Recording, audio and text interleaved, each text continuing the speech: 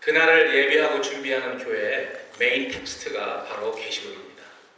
그래서 우리가 마지막 때에 먹을 양식은 물론 계시록만 읽으라는 말이야, 계시록만 공부한다는 말이 아니고, 계시록이 그만큼 이 마지막 때에 우리를 구비시키고 우리로 준비하고 예비할 수 있도록 도와주는 그런 귀한 책이기 때문에 그렇습니다.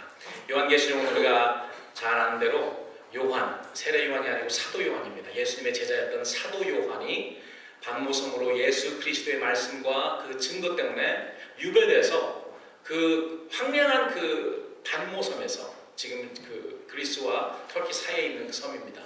거기에서 주의 날에 이상으로 비전을 통해 가지고 봤던 그런 모든 것을 계시록에 기재해 왔습니다. 오늘 그 말씀 중에서 특별히 19장 말씀을 같이 여러분들과 보기를 원합니다. 19장 11절부터 보겠습니다. 11절부터 21절까지 제가 한 절 여러분들한테 교정합니다. 11절. 또 내가 하늘이 열린 것을 보니 보라, 백마와 탕자가 있으니 그 이름은 충신과 진실이라. 그가 공으로 심판하며 싸우더라. 그 눈이 불꽃 같고 그 머리에 많은 멸류관이 있고 또 이름 쓴 것 하나가 있으니 자기밖에 아는 자가 없고, 또 그가 피 뿌린 옷을 입었는데 그 이름은 하나님의 말씀이라 칭하더라. 하늘에 있는 군대들이 희고 깨끗한 세마포를 입고 백마를 타고 그를 따르더라. 그의 입에서 이 한 검이 나오니 그것으로 만국을 치겠고 친히 저희를 철장으로 다스리며 또 친히 하나님 곧 전능하신 이의 맹렬한 진노의 포도주를 밟겠고, 그 옷과 그 다리에 이름 쓴 것이 있으니 만왕의 왕이요 만주의 주라 하였더라.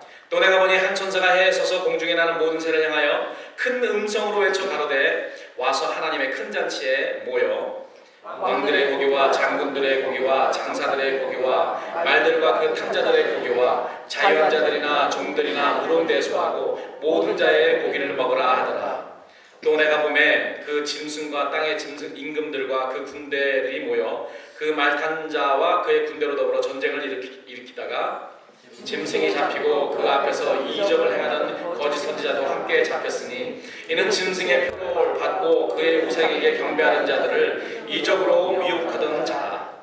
이들이 한 채로 유황불에 붓는 못에 던지고 21절 같이 읽습니다. 그 나머지는 말탄 자의 입으로 나오는 검의 죽음에 모든 새가 그 고기로 배불리우다. 아멘. 예수님이 재림하실 때 일어나는 그 여러 가지 이 세상에 일어나는 그런 일들과 예수님이 재림하실 때 그 모습, 이런 것들이 오늘 요한계시록 우리가 읽은 19장 말씀에 기록되어 있습니다. 여러분들 잘 아시도록 우리가 속해 있는 저희 교단은 4개라는 의미가 있죠. 4 square입니다. 그래서 사각형 아니면 사중이라는 그런 복음 교단이죠.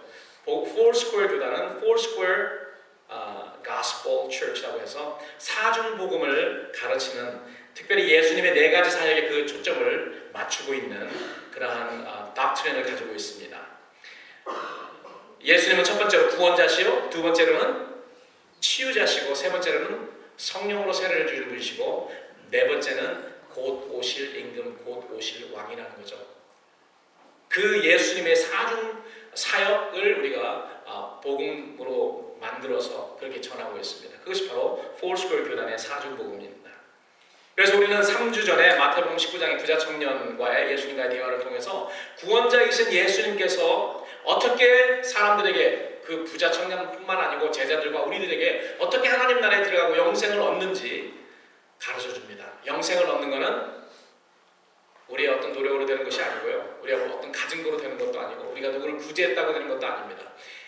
우리의 생명의 구원은 예수 그리스도를 내 인생의 주님으로 영접하고 주인이기 때문에 따라가야 되는 거죠.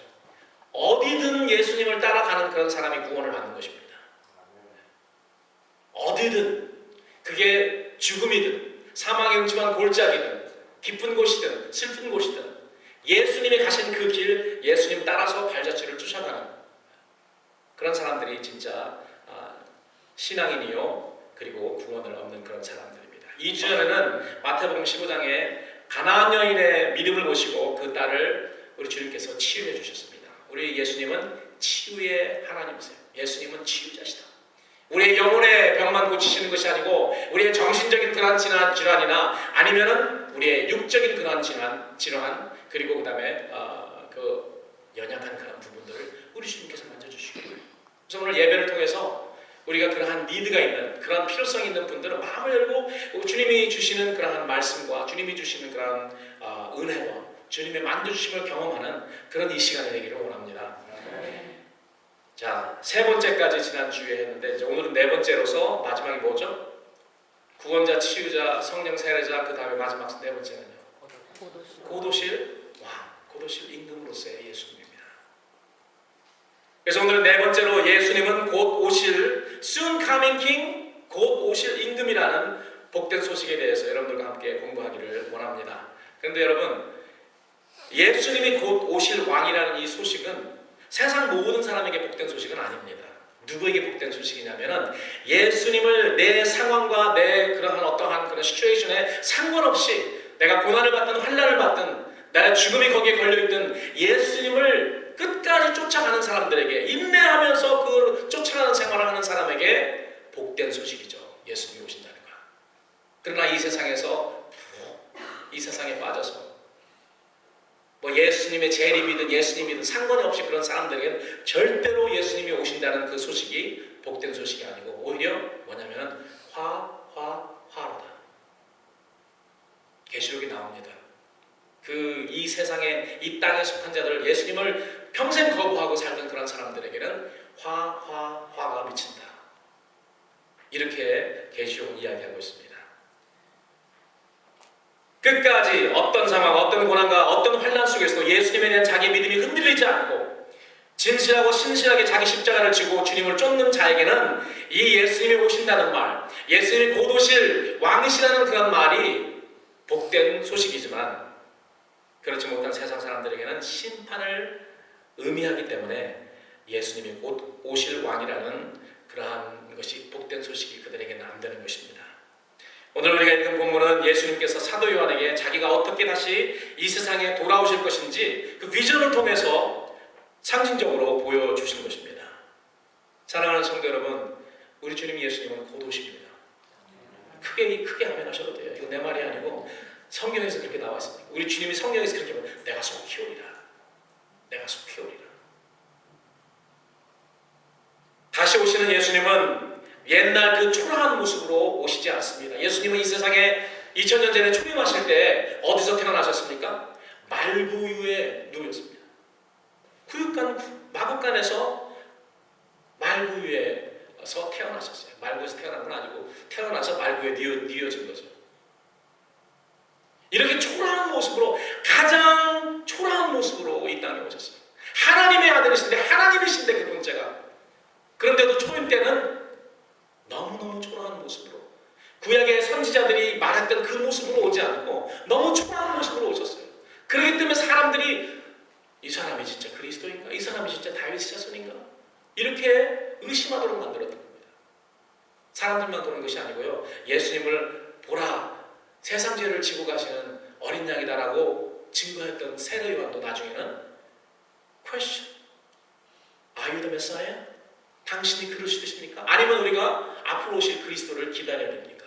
왜? 예수님은 초림 때 오셔서 화려하게 하나님의 아들로, 또 이 세상의 임금으로, 왕으로 하신 적이 한 번도 없습니다. 오직 예수님을 쫓아간 사람은 모든 것을 버리고 예수님을 쫓았던 평범한 예수님의 제자들뿐이 없었어요.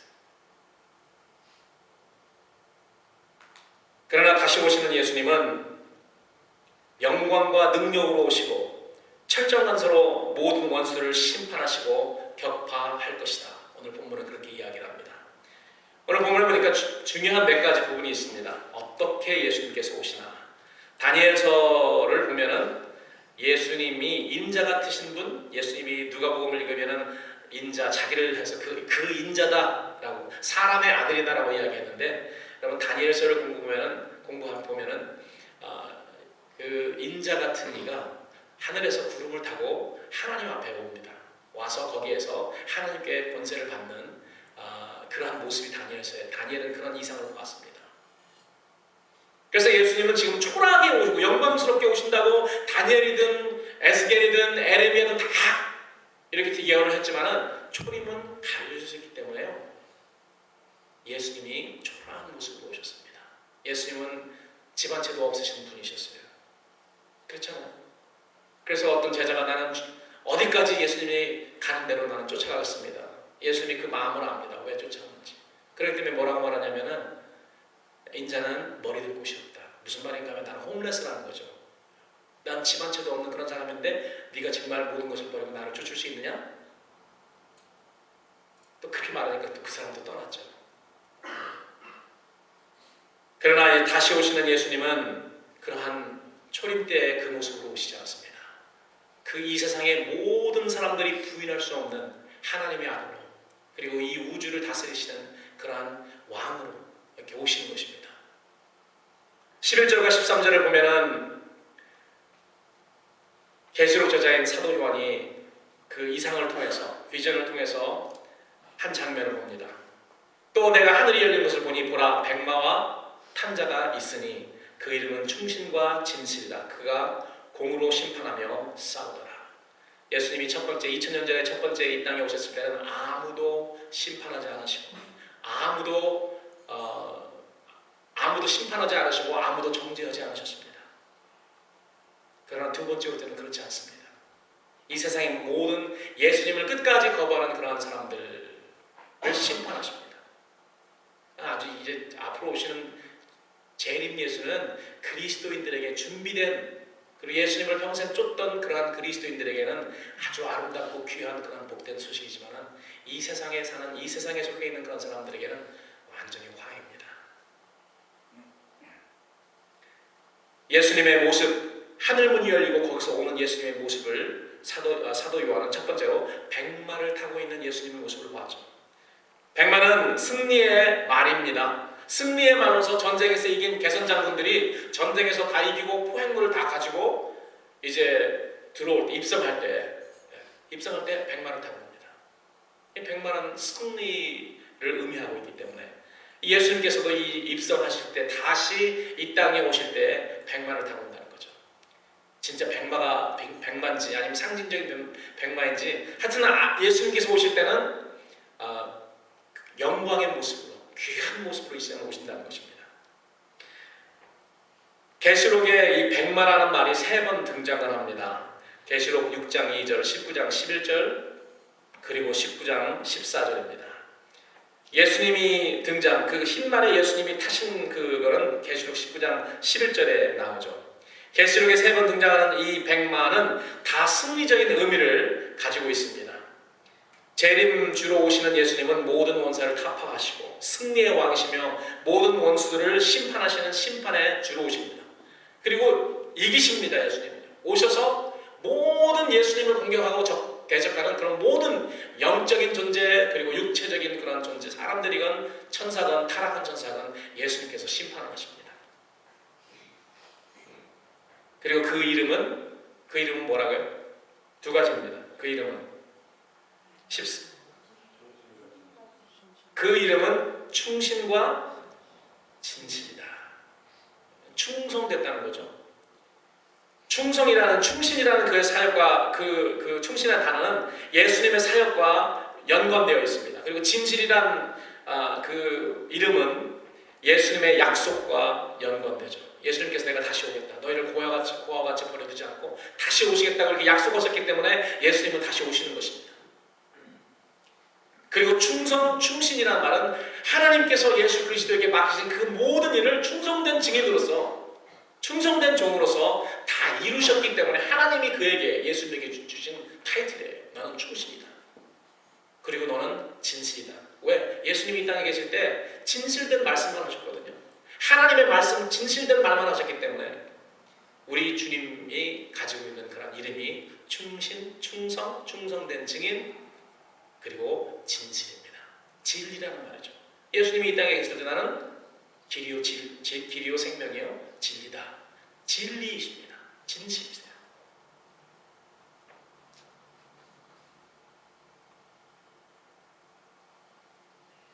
예수님이 백마를 타고 올 때 예수님 뒤를 쫓는 무리들이 있습니다.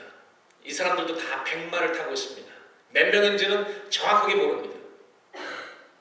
그러나 하늘 군대가 예수님과 함께 내려오는데 뭐 수많은 그런 하늘 군대죠. 예수님이 오실 때 왜 이 사람들이 하늘 군대는 왜 예수님을 따라가냐면은 예수님이 어디로 가든 예수님을 쫓아가는 사람들이기 때문에 예수님이 하늘에서 이 땅에 오실 때도 같이 따라옵니다. 즉 이 사람들은 누구냐면은 첫 부활에 참여한 사람들입니다.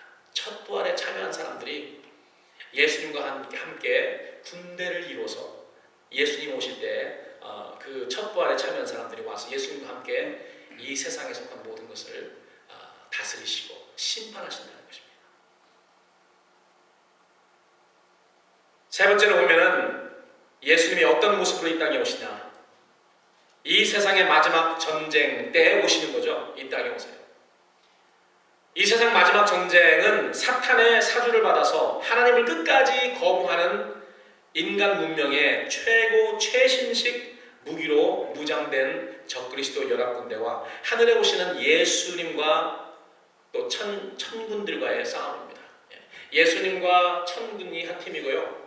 적그리스도와 또 적그리스도에게 속한 모든 임금들과 군대들, 그 두 군대가 하늘은 예수님과 예수님에게 속한 그 군대 천군은 하늘에서, 그리고 적그리스도와 적그리스도를 따르는 그런 이 세상 임금들, 이 세상에 속한 그런 임금들은 땅에서 싸웁니다. 공중전과 지상전인데 여러분 누가 이길 것 같습니까? 공중팀들이 이기죠. 당연히요. 예수님 입에서 나오는 날카로운 그런 검으로 모든 사람들을 다 죽입니다. 여러분 요새 이 세상에 만들어둔 무기들만 해도요, 이 지구 전체를 100번을 더 부술 수 있는 무기가 다 만들어져 있습니다. 물론 다 사용되는 건 아니죠. 다 사용되면 지구가 완전히 멸망하지만은 3차 대전 때 폭탄이 터지고 핵전쟁, 세균전쟁, 화학전쟁 이런 모든 것들이 일어났어요. 세계 3분의 1 인구가 죽습니다. 세계 3분의 1 인구면은 얼마냐면요 25억이에요. 25억은 중국과 인디아 파퓰레이션 세계 최고로 큰 파퓰레이션을 합쳐놓은 겁니다. 15억과 10억이니까 25억. 3분의 1 인구가 죽습니다. 우리들 여기에 몇 명 있는지 한 50명 있으면요 한 15명, 15명 정도 우리 안에 죽는 거예요. 3차 대전 때.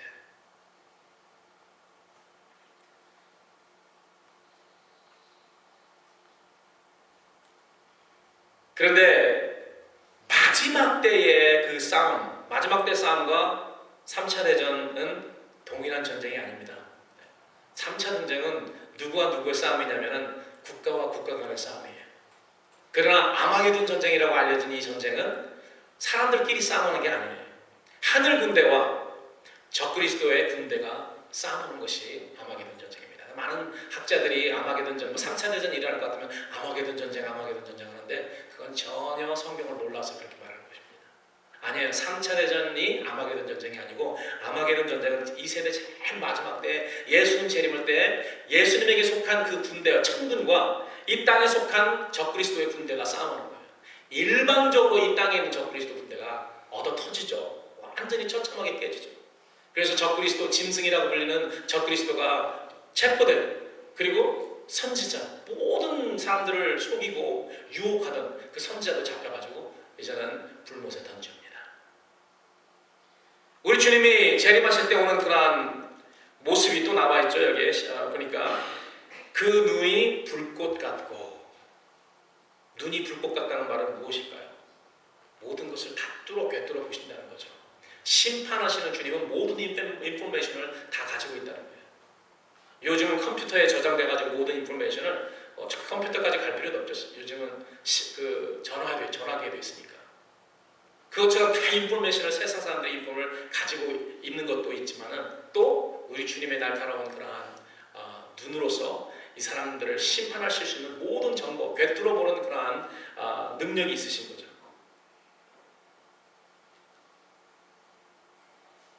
우리 주님은 그때 자칭 여자 선지자 이세벨을 용납하는 두아디라 교회에 나타나실 때 계시록 2장에 나타나죠. 두아디라 교회에 나타나셔서 그 눈이 불꽃 같으신 눈으로 나타나십니다. 그 말은 무엇이냐면 두아디라 교회에 거짓된 그런 영들을 뚫어보실 수 있는 그러한 통찰력이 있는 눈으로 오시는 거죠. 그리고 계시록 2장 18절에 두아디라 교회에 책망을 하십니다. 너가 이세벨을 용납했다. 영적으로 더러운 이세벨, 그 열왕기상에 나타나는 최고로 악한 여인이죠. 이 세상에서 이세벨의 영향을 받았다고 그렇게 책망을 하십니다. 그런데 그 주님의 눈꽃 같은 눈, 그 불꽃 같은 그런 눈은 마지막 때에 누구를 곁돌아 보느냐면 종교의 탈을 쓰고 있는 거짓 선지자, 거짓 종교인들을 심판하는 눈이십니다. 예수님의 초림 때 처음에 오셨을 때도 예수님은 다 모든 죄 지은 모든 사람을 다 품어 안았지만은 품지 않은 사람이 한 부류가 있었는데 그 부류는 우리가 잘 알듯이 바리새인과 서기관들, 종교인들이었습니다. 나는 부족함이 없고 나는 의롭다고 생각하는 그러한 바리새인들과 사두개인들, 그리고 바리새인들의 선생인 서기관, 그리고 사두개인들의 선생인 대제사장들을 우리 주님은 아주 신랄하게 비난하시고 책망을 하셨죠. 마지막 때라고 다르지 않습니다. 종교의 탈을 쓰고 사람들을 속이고 유혹하는 그런 종교인들을 꿰뚫어 보시는 그 눈이 바로 불꽃 같은 눈이라고 저는 생각합니다. 종교의 탈을 쓰고 있는 거짓 선지자, 거짓 종교인들을 심판하시는 눈이 바로 불꽃 같은 눈입니다. 또 머리에는 뭐가 있었습니까? 예수님 오실 때 백마 타고 눈은 불꽃 같고, 그리고 머리 위에는 뭐가 있어요? 머리에는 크게 많으세요. 예, 머리에는 면류관이 있었습니다. 면류관 하나가 있었습니까? 많은 면류관을 쓰고 있습니다. 그래서 여기서 우리 성경이 좀 잘못해서 그 번역이 잘못됐는데요. 면류관보다 더 좋은 번역은 뭐냐면 왕관입니다.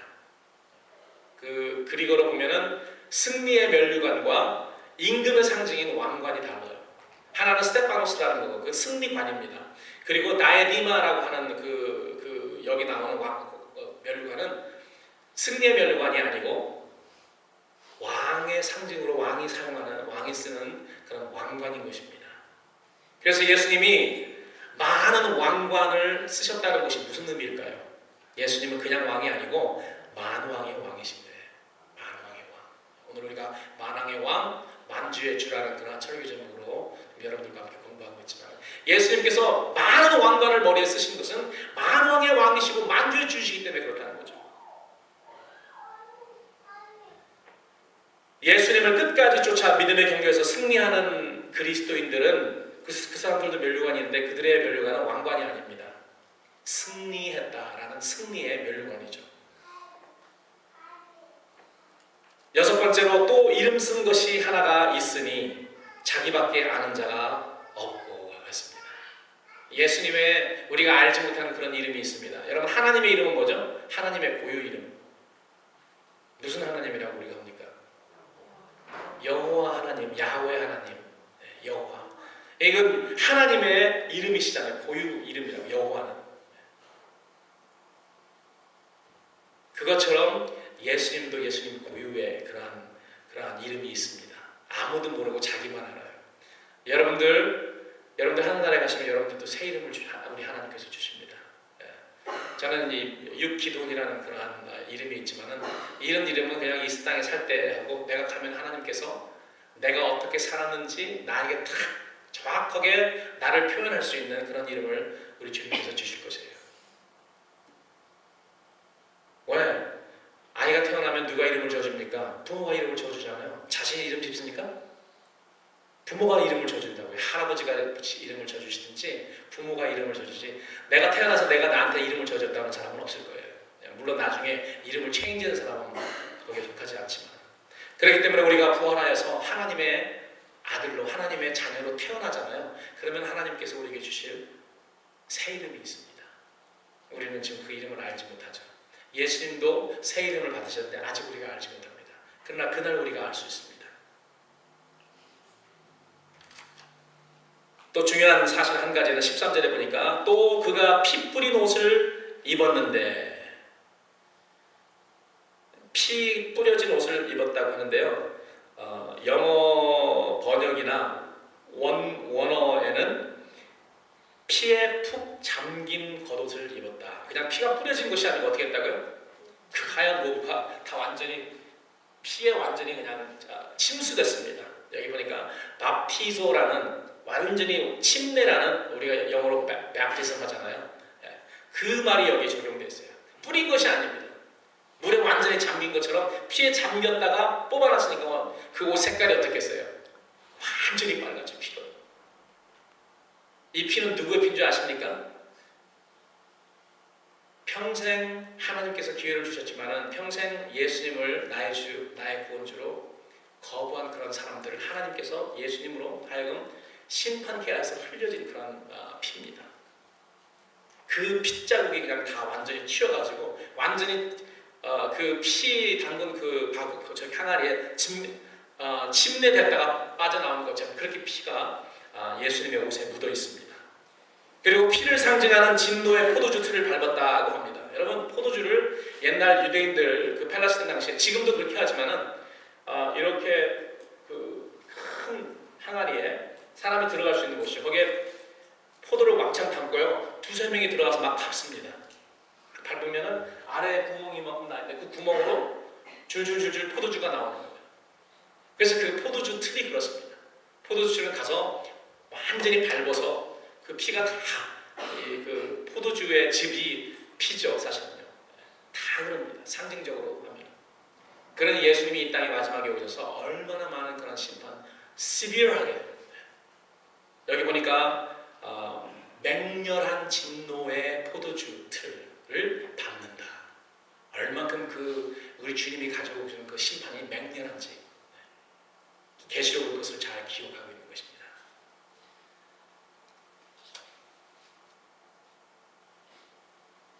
심판이 있은 다음에 하나님의 왕국이 도래됩니다. 완전히 천지개벽의 새로운 시대로 들어가는 거죠. 어린 양과 신부의 혼인잔치가 이런 전쟁통에서 있을 수가 없습니다. 어떤 학자들은 이 땅에서 7년 환란 때 공중에서는 혼인잔치가 벌어진다고 그러는데 성경을 눈을 씻고 봐도 그 혼인잔치가 공중에서 그 환란 때 일어난다는 그런 말이 없습니다. 어떻게 그러한 생각을 가져왔는지는 잘 모르겠어요. 제가 믿는 바로는 예수님의 신부와 예수님이 결혼식을 해서 생활이 언제 되냐면 천년왕국 시작하면서 합니다. 천년왕국 시작하면서. 천년왕국이 신혼이라고 생각하면 되죠. 그리고 그 다음에 천년왕국이 끝나면 이제 영원 세계로 들어가게 되는 것입니다.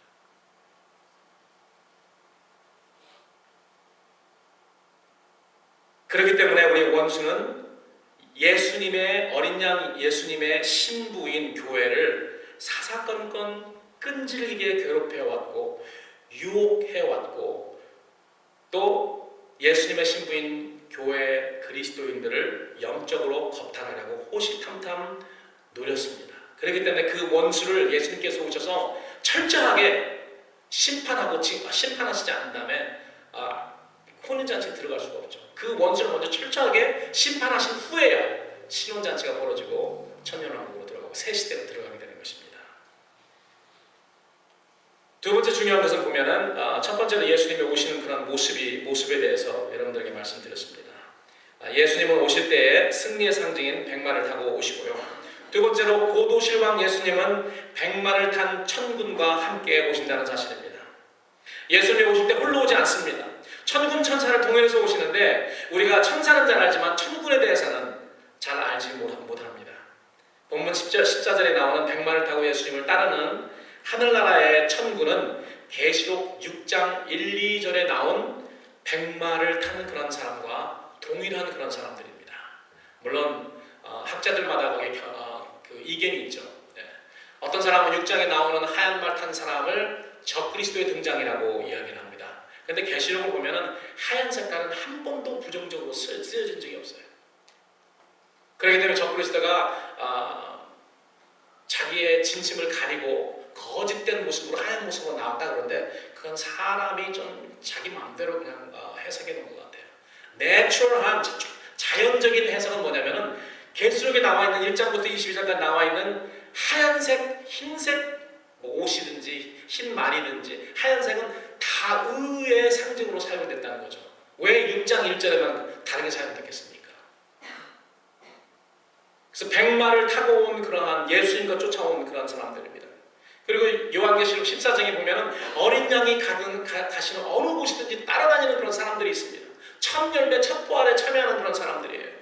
첫 부활에 참여하는 그런 사람들은 물론 상징적인 숫자로 14만 4천이라고 이야기를 하고 있습니다. 그러나 꼭 14만 4천이 아니고 그보다 작을 수도 있고 더 클 수도 있습니다. 중요한 건 뭐냐면 아직까지 이 숫자가 채워지지 않았다는 거예요. 채워지면 마지막이 됩니다. 14장에 어린 양이 어디로 가든 쫓아가는 그 무리들과 예수님이 이 땅에 재림하실 때 심판에 주러 오실 때 그 뒤를 따르는 흰말을 타고 따르는 그런 무리가 동일한 무리라는 거예요. 6장에 보면은 흰말을 타고 활을 받고 그 다음에 면류관을 썼다는 말이 아니고 면류관을 받았다는 거. 아직 쓰면 안 돼요. 승리를 하지 않았어요. 나가서 그 사람이 6장 1, 2절에 보니까 그 사람이 이기고 또 이기려 하더라. 복음으로 이 세상을 이기는 것입니다. 그 사람이 활을 받았고 복음의 활이라고 할 수 있죠. 그리고 면류관은 아직 쓰지 않았습니다. 승리하지 않았기 때문에 완전히 그 면류관을 받아서 약속을 받은 거죠.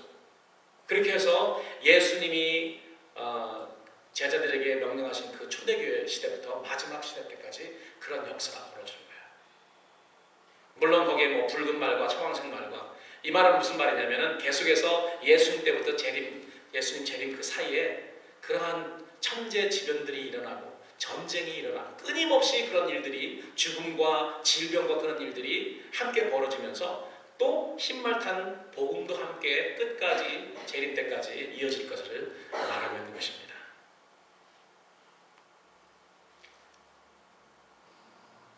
이기고 이기려고 활과 면류관을 받고 나갔던 백마를 타고 나갔던 그런 사람들이 언제 이기냐?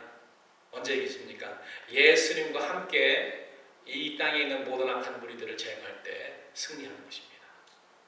그때 자기들이 이제는 머리 위에 자기 승리관을 쓰겠죠. 그렇기 때문에 이 천군은 하늘 군대는 천사들이 아닙니다. 예수님의 재림 시에 물론 하늘에 천사도 내려 천군 천사가 다 내려옵니다. 이에 대해 성경은 저가 큰 나팔 소리와 함께 천사들을 보내리니 저희가 그 택하신 자들을 하늘 이끌어서 저것까지 사방에서 모으리라고 말씀해 주신 마태복음 24장 말씀에 근거하면 천사들도 오고 천군도 옵니다. 그러나 이 천군들은 예수님을 쫓던 충실한 그러한 증인들이죠. 예수님을 위해 목숨까지 버리기를 마다하는 그런 사람들이 첫 부활에 참여해서 예수님과 함께 온 거예요. 이 세상을 심판하는 일에는 이 땅에서 적그리스도와 그 군대로 인해서 고통과 환난을 경험했지만 믿음으로 승리한 사람들이 천군이 될 자격이 있는 사람들입니다. 이들 하늘 군대에 대해서 계시록 2장 26절은 이렇게 이야기합니다.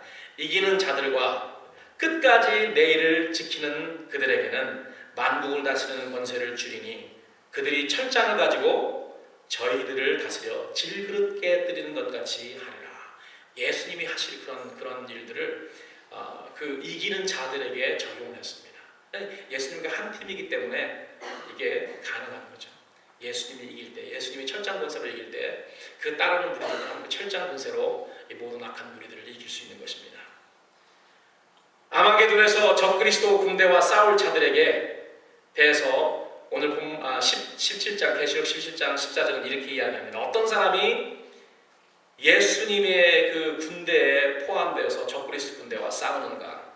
17장 15절. 여러분 계시록 한번 열어보세요. 계시록 17장 같이 읽도록 하겠습니다. 계시록 17장 14절 15절을 읽습니다. 다 같이 시작. 저희가 어린 영으로 더불어 싸우려니와 어린 양은 만주의 주시요 만왕의 왕이심으로 저희를 이기실 터이요 또 그와 함께 있는 자들 곧 부르심을 입고 빼내심을 얻고 진실한 자들은 이기리로다. 여기서 저희는 적그리스도 군대를 말합니다. 적그리스도 군대가 어린 양의 군대로 더불어 싸우려니와 어린 양은 만주의 주시요 만왕의 왕이심으로 저희 적그리스도 군대를 이길 것이요 또 어린 양과 함께 있는 자들 곧 부르심을 입고 빼내심을 얻고 진실한 자들은 이기리로다.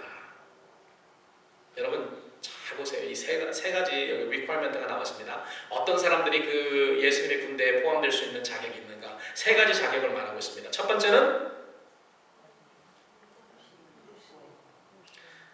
함께 있는 자들 곧 부르심을 입고. 무슨 말이냐면요, 여러분 그리스도인들을 부르시는 분은 우리가 스스로 가는 게 아니에요. 누가 불러야 돼요? 예수님이 부르십니다. 하나님이 여러분들을 부르십니다. 그걸 우리는 소명이라고 이야기하죠. 여러분들이 이 자리에 와 있는 것은 내가 무슨 이유 때문에 와 있는 것이 아니고 하나님께서 부르셨기 때문에 하나님의 방법을 통해서 오시게 된 거예요. 부르셨기 때문에.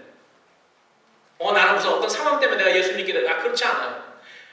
하나님이 여러분들을 만세전에 택하시고 하나님의 시간에 하나님의 방법을 통해서 여러분들 부르셨기 때문에 하나님의 백성과 하나님의 자녀가 된 것입니다. 그거는 우리의 잡이 아니고 누구의 잡이다고요? 부르시는 거. 그건 하나님이 하셔야 돼요. 우리가 어떻게 할 수 있는 것이 아닙니다.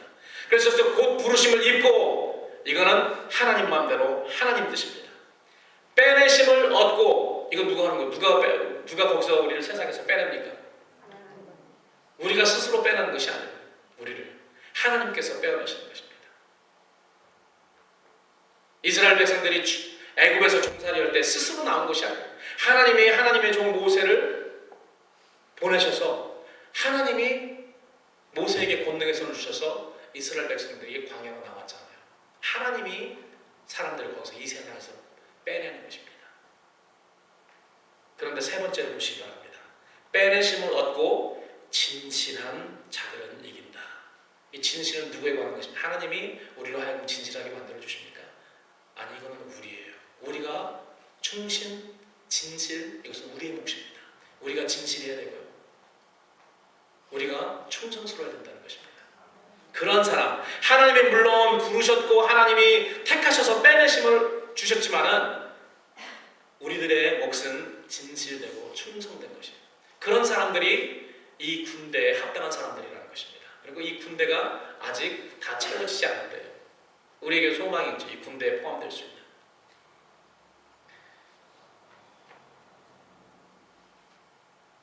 여기서 계시해주는 어린 양이란 피에 적신 옷을 입고 공으로 싸우는 그리스도를 의미하고 있고요. 그와 함께 있는 자들이란 그리스도와 함께 아마겟돈에 내려온 하늘 군대들이라는 것입니다. 이들은 천사가 아니죠. 만약에 천사라면 하나님께서 부르실 이유가 없습니다. 빼내실 그런 필요도 없습니다. 그러나 이들을 보니까 부르심을 읽고 빼내심을 얻고 진실한 자들, 곧 그리스도인들을 의미합니다. 이들은 첫째 부활에 참여한 자들로서 순교한 그러한 성도들입니다. 순교자적인 그런 삶을 살았던 그런 사람이에요. 이들이 희고 깨끗한 세마포를 입고요. 또 하얀 말, 흰 말을 백마를 타고 주님을 따랐다고 이야기해주고 있습니다. 세 번째, 마지막입니다. 곧 오실 왕 예수님은 적그리스도와 거짓 선지자 그리고 이 세상 왕들의 군대를 심판하십니다. 19절로 21절까지 우리가 자주 들어오는 그런 아마겟돈 전쟁이 묘사되어 있는데요. 왜 그 전쟁의 이름이 아마겟돈이냐? 여러분 아마겟돈이라는 말 들어보셨죠? 다? 아마겟돈 전쟁, 아마겟돈 전쟁. 그 아마겟돈 전쟁이라는 그 이름이 붙게 된 것은 이스라엘에 가면은 이스라엘 서북 지역 갈멜산 아래쪽으로부터 예수님의 고향인 나사렛까지 평지가 있습니다. 보면 굉장히 넓어요. 거기에서 이제까지 역사상 많은 전쟁이 치러지고 있습니다. 이 북쪽에 있는 사람들은 애굽을 치러 갈 때는 항상 이스라엘을 거쳐가지고 가야 되거든요. 물이 없기 때문에 갈릴리에서 물을 조달해서 그래서 싣고 또 가야 돼요. 애굽으로 가야 되기 때문에. 물론 애굽이 클 때는 또 이스라엘 그쪽을 통해 가지고 북부 지방에 뭐 바벨론이나 뭐 그런 지방들을 치러 갈 때는 다 이곳을 통과했어요. 그래서 여기에서 전쟁이 큰 전쟁들이 굉장히 많이 일어났어요. 그래서 이 아마겟돈 하면은 유대인들은 큰 전쟁하는 곳으로 알고 있는 거죠. 그렇기 때문에 여기 아마도는 모르겠어요. 제일 마지막 때 진짜 그 무기또라는 아마게돈이라는 무기또라는 그 도시 그 평지에서 싸움을 하게 될지 아니면 상징적인 아마게돈인지 확실치는 않습니다. 저는 상징적인 아마게돈 같다는 그런 생각이 들어요. 실질적인 그 곳도 될 수 있지만 근데 자그마치 얼마나 많은 그런 군대들이 모이냐면은 동방에서 온 군대들 숫자만 2억입니다. 2억. 이 세계에서 가장 큰 군대를 가지고 있는 국가가 어딘지 여러분 아십니까? 중국입니다. 미국은 군대가 많이 있긴 많이 있지만 우리나라 숫자랑 거의 비슷해요. 리저브랑 그 예비군들까지 다 합치면 우리나라가 훨씬 더 큽니다. 더 많습니다. 중국은 제가 어저께 준비하면서 찾아봤더니 엔사이클로피디아 찾아봤더니 지금 300만 액티브 듀티의 실질적인 이제 현역 군인이 300만 명이고요. 그리고 예비군, 향토 예비군이라든지 이런 예비군들은 약 800만입니다. 그래서 전부 다 합쳐가지고 1000만이 조금 더 넘어요. 그러니 그때 2억 명이면 엄청난 숫자입니다. 제 생각에는 동방에서 온 그런 왕들의 숫자가 2억이니까 중국 군대, 인디아 군대, 이 동쪽에서 팔레스타인의 동쪽에서 온 군대들 모르겠어요. 한국 군대도 거기에 포함될지, 일본 군대도 포함되겠죠. 2억 명이 넘는다고 합니다.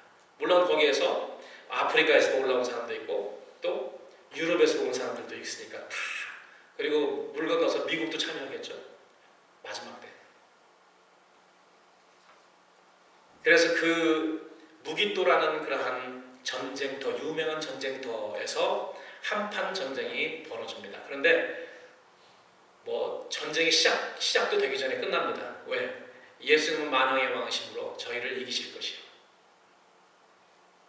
예수님을 따르는 백마를 타는 그 무리들도 이길 것이라고 나와 있습니다. 그래서 상대가 되지 않죠. 상대가 되지 않습니다.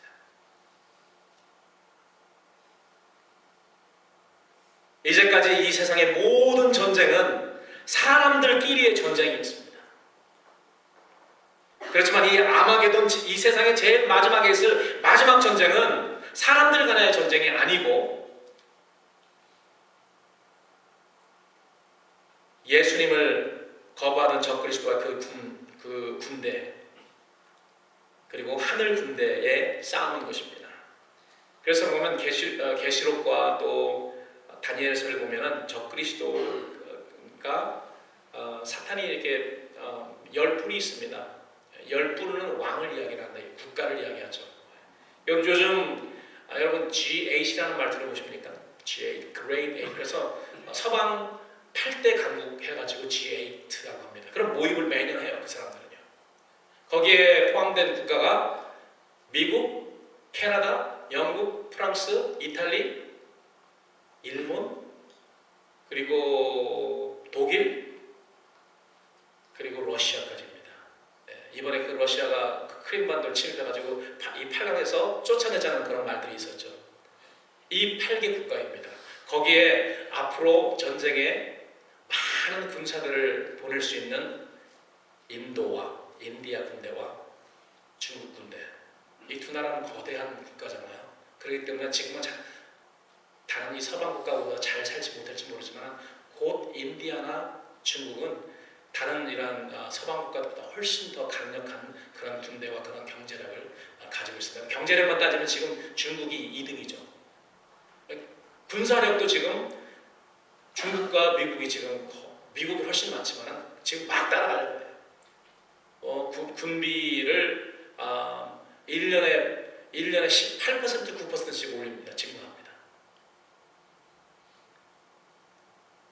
그래서 지금 G8과 아마도 인디아나 중국이 포함된 10국가가 아닌가 이렇게 생각할 수도 있죠. 확실하지 않지만 저는 그렇게 생각을 하고 있습니다. 그들이 하나가 돼서 하늘 군대가 싸우겠구나. 이 세상 군대가 어찌 만왕의 왕과 천군을 이길 수 있겠습니까? 일방적으로 두들겨 맞고 심판받아서 몇 억에 되는 그 군대가 그곳에서 다 죽게 됩니다. 그래서 이거를 잔치라고 해요. 공중에 나는 새들을 다 부릅니다. 시체들이 즐비하니까요. 매덕이 되는 그런 시체를 거기 즐비하죠. 그러니 이제까지 고기 맛을 못 봤던 모든 새들이 와서 그 시체를 다 먹습니다. 아주 하나님께서 철저하게 심판하십니다. 왜? 예수님을 끝까지, 하나님을 끝까지 거부했기 때문에. 얼마나 많은 기회, 얼마나 많은 찬스를 줬는지 모르지만 끝까지 이 사람들은 하나님을 거부하고 마지막으로 하나님이 나팔을 불어서 천지재변이 이 세상에 많이 일어나지만 그것이 하나님의 경고인 것을 모르고 그냥 무시해버린 거죠. 그렇기 때문에 하나님은 마지막 때에 이러한 처절한 그런 심판을 그들에게 허락하시는 것입니다. 공중의 새들의 잔치는 인류에게는 결코 즐거운 잔치가 될 수 없습니다. 곧 있게 되는 어린 양 혼인잔치와 정반대의 잔치이기 때문에 그렇습니다. 뭐라고 묘사했는지 여러분 한번 보십시오. 장사들의 고기와 장군들의 고기죠. 말들과 그 탕자들의 고기. 그것뿐만이 아닙니다. 자유한 자들이나 종들이나 물온대소하고 모든 자의 고기. 그 당시에 거기 이 세상에 남아있는 그런 사람들 모든 고기를 다 먹는 것입니다. 계시록 6장 15절에 나오는 그 6번째 일을 뗄 때 나오는 그 대상 인물들로 하나님의 심판을 받을 온 인류를 의미합니다. 7년간의 가뭄의 연속에서 지상의 모든 생명체들은 그들의 식생활의 어려움을 겪을 수밖에 없었는데 죽은 인간의 시체들이 온 들에 널렸으니 새들이 얼마나 좋아했겠습니까? 좋아하겠습니까? 우리는 이 말씀을 읽고 두려워해야 되죠. 그 마지막으로 적그리스도와 거짓 선지자의 최종적인 그런 운명도 나옵니다. 20절에 보니까 짐승이 잡히고 그 앞에서 이적을 행하던 거짓 선지자도 잡혔다. 짐승도 한 사람입니다. 사람입니다. 적그리스도. 거짓 선지자도 한 사람입니다. 물론 그들의 밑에 휘하에 더 많은 사람들이 있겠지만, 그래서 이 거짓 선지자는 뭘 하는 사람이냐면 적그리스도가 나타나면은 이 적그리스도가 하나님이 보내신 종이다라고 이렇게 거짓말로 사람들에게 말한다는 거죠. 그리고 이 거짓 선지자는 사탄이 준 그런 능력으로 모든 이적도 다 행합니다. 사람들이 깜짝 놀라죠. 모든 이적을 다 하고 하니까 그 사람들에게 다 꼬임에 빠져서 세계적인 종교 지도자입니다. 적그리스도는 거짓 선지자. 그래서 여러분 유심히 그런 것을 살펴보세요. 어떤 사람이 올까? 물론 이 천재지변이 일어나고 3차 대전이 일어나기 전까지는 환란으로 들어가지 않습니다.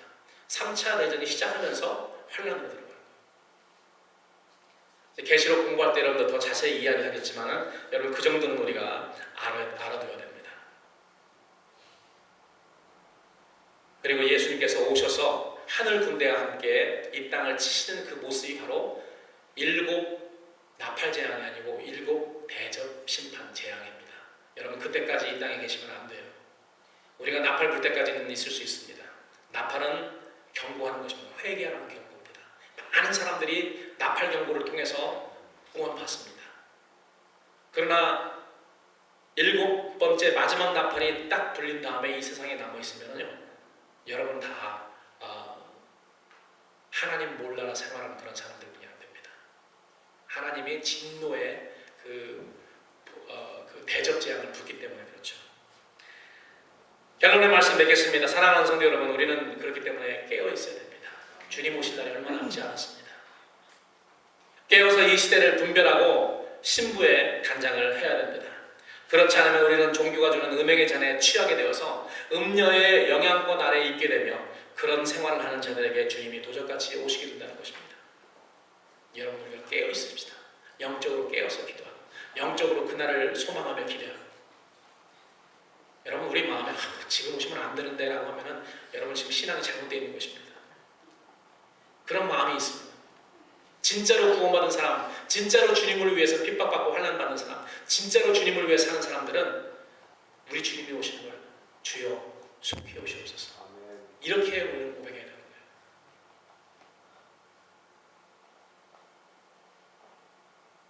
거예요. 지금 이 시대에는 이제 하늘에 있는 천사들이, 나팔을 드는 천사들이 이제 나팔을 쥐고 불 준비를 하고 있는 그런 시대라고 저는 그렇게 믿습니다. 나팔이 차례대로 소리내는 그 날에는 이 세상에 이전에도 이후에도 없을 천재지변들이 터집니다. 계시록에 보면은 첫 번째, 두 번째, 세 번째, 네 번째 나팔이 천사를 부를 때 여러 가지 그러한 재앙들이 나타나거든요. 그런데 땅의 3분의 1, 바다의 3분의 1, 물의 근원인 강의 3분의 1, 그리고 3분의 1 인구가 죽습니다.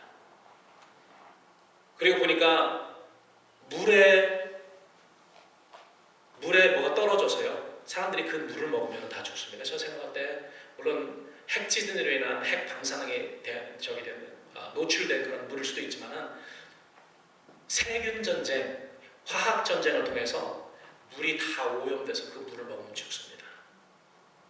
그 물을 먹으면 죽어요. 지금 우리들 지진 준비하느라고 여러분 물을 지금 사놨지만은 그 당시에는 물이 다 오염됐을 것입니다. 하나님이 기적적인 방법으로 살려주시지 않으면은 우리는 썰바이브 할 수가 없어요. 이런 천재지변과 세계대전이 일어나면은 벌써 어떤 말이냐면은 우리 주님이 문 앞에, 우리 코앞에 와 계신 것입니다. 그런데도 불구하고 백성들은 노아 때처럼 홍수가 나는 그날까지 먹고 마시고 결혼하고 일상생활을 한다는 것이죠. 여러분, 우리가 지금부터 정신 차려서 우리 주님이 원하시는 그런 모습으로 우리가 나타나지 않고 우리가 만약에 나태하게 신앙생활을 하고 있다면은 우리는 여러분 이제 곧 뭐 노아라는 영화가 나왔으니까 보시게 되겠지. 보신 분도 계시겠지만 일단 노아의 구원의 방주가 딱 문이 닫히면 더 이상 거기 들어올 사람이 없습니다. 아무리 문을 두들기고 주여 주여 주여 해도 들어올 수가 없습니다.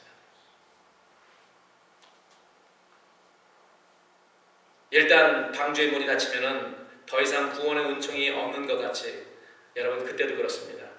그런 상황 속에서 세상 다른 사람처럼 이마나 손등에 666 그 번호를 받고 그것을 통해서 배급되는 그러한 식물을 사고 물건들을 사고 그것으로 연명한다면 여러분 대접재앙, 하나님의 진노의 대접재앙을 면할 수 없게 되는 것입니다.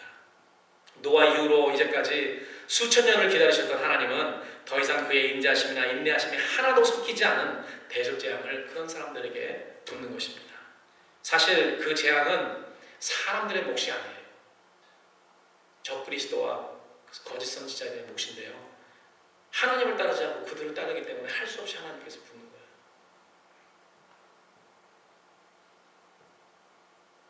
(16장에서는) 귀신의 영들이 짐승 적그리스도를 중심으로 해서 하나님을 끝까지 거부하는 천하의 모든 왕들이 하나님의 큰 날 그 전쟁을 위해서 한 곳으로 모입니다. 아마게돈으로 모이죠.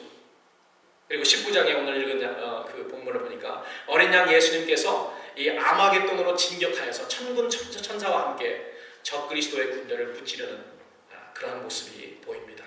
우리 주님은 이 세상 모든 군대, 그때까지 살아있는 모든 사람을 심판으로 오시는 것입니다. 사랑하는 성도 여러분, 우리는 빛나는 교회에 속한 빛의 아들들이기 때문에 깨어서 준비해야 됩니다. 그래야지 도적처럼 우리가 주님을 맞이하지 않죠. 항상 깨어서 근신하고 그날을 예비하는 그러한 우리 빛나는 교회 성도들을 여러분들이 되시길 주님의 이름으로 간절히 축원합니다. 아멘. 사랑의 아버지 하나님,